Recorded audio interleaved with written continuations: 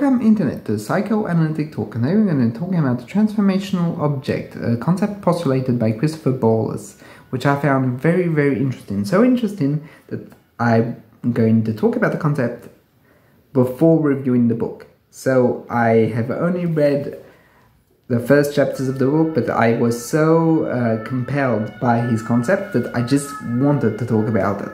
So what is a transformational object? Well, the transformational object is the very first relationship of the infant and the caregiver. So the transformational object is an aspect of the caregiver and of the relationship to the caregiver. But it's not like any other theory postulated by other analysts. For example, it's a bit like Bion, but it goes beyond Bion. It's like an expansion of previous concepts. So it's not just that the caregiver is fulfilling the needs of the infant, it's that the caregiver is also transforming the infant. And that transformation happens on two levels. The first level is the intrapsychic level, i.e. the subjectivity of the infant is changed by the caregiver, by the representations, by the reverie, by the ideas, by the daydreams, by so much and so many elements that in a way are like a stepping box for the infant in the building of his being. The being is being constructed by all of that meaning given by the caregiver that is in a way being received by the infant. The infant is internalizing all of those building blocks to build their identity. So it's transformative in the internal world, but also, and this is brilliant, in the external world. Because what does a caregiver do? The caregiver takes the infant and literally changes the subjective perspective of the infant. For example, when a mother goes to another room to change the infant, when a mother puts the infant in the living room so he can play there, all of those little moments are like changing worlds. And I can't help it but when I read it to think about how in science fiction there is this whole idea of visiting other planets, that we go from one world literally to another. And how do we get there? Through the mothership. And I was wondering if this was not a form of unconscious reminiscence of this transformational aspect of the mother, that she doesn't just change us within, she changes everything without. And something that's so deep that it ingrains everything from aesthetic experience to political ideology. And for Bollas, it creates that very dynamic, creates a fundamental hope within us, in our subjectivities, in our way of being, that is going to continue throughout the whole of our lives, that we reach out to others in this idea that they can transform us and that they can transform our whole world, our whole subjectivity. For example, the idea of love is an incredibly good example of this, how in a way we love and we want to be loved and we want to be transformed by someone else. We want to, for example, be changed. For example, in fairy tales, like the Cinderella, she is changed by her prince. Literally, she becomes a princess, and how her whole world is changed from being abused to being in a castle.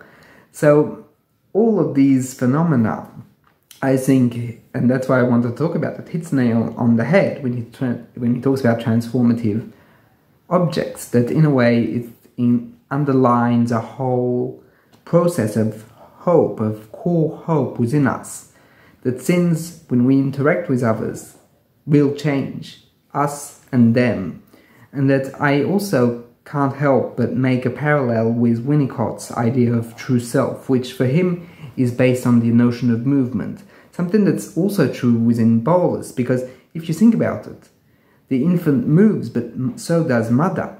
And if mother moves, then it's something true, something real, something that's so fundamental is happening, because mother is changing us and it's changing the environment that we are living in. So it's a very, very, very interesting concept, and I think it has many, many, many applications, because we were talking earlier about political ideology, but that's pretty much also it, that we are trying to seek an ideology that works for us, but works for the whole world, in which we can change the whole world.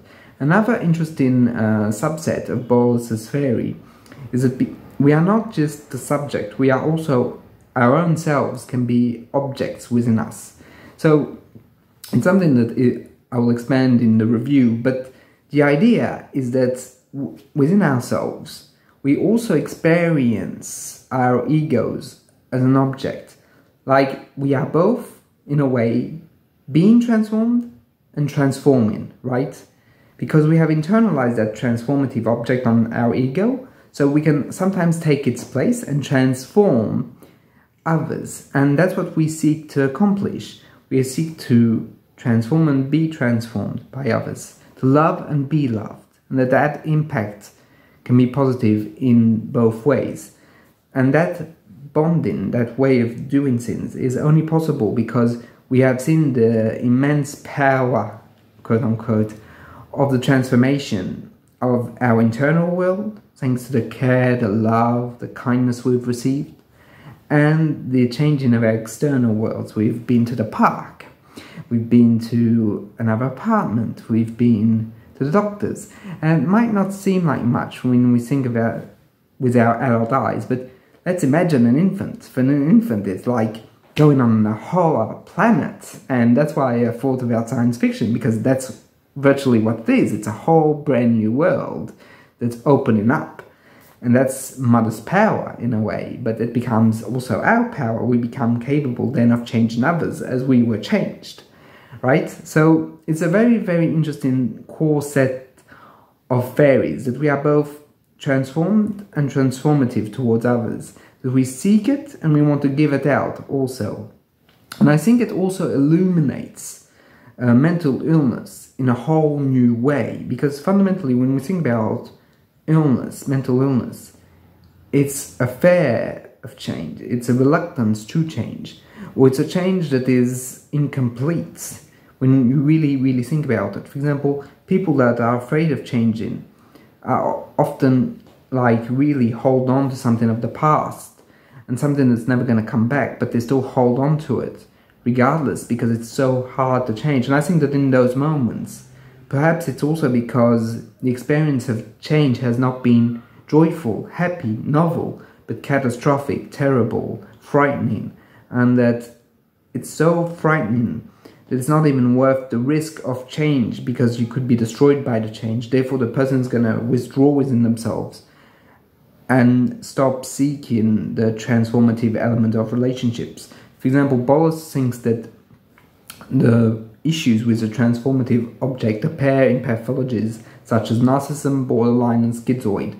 That the people in that are seeking a transformative object, but or perhaps in an unwanted way, i.e. everything has to change, that there can be no guarantee of self, everything has to go in a way and be reshaped, a bit like terraformation. I'm on a roll, right, with that science fiction metaphors. Or that it's, as schizoids, for example, they don't want that. They're afraid of it because they only see the destructive element of change, but not necessarily the hopeful and joyful elements of change.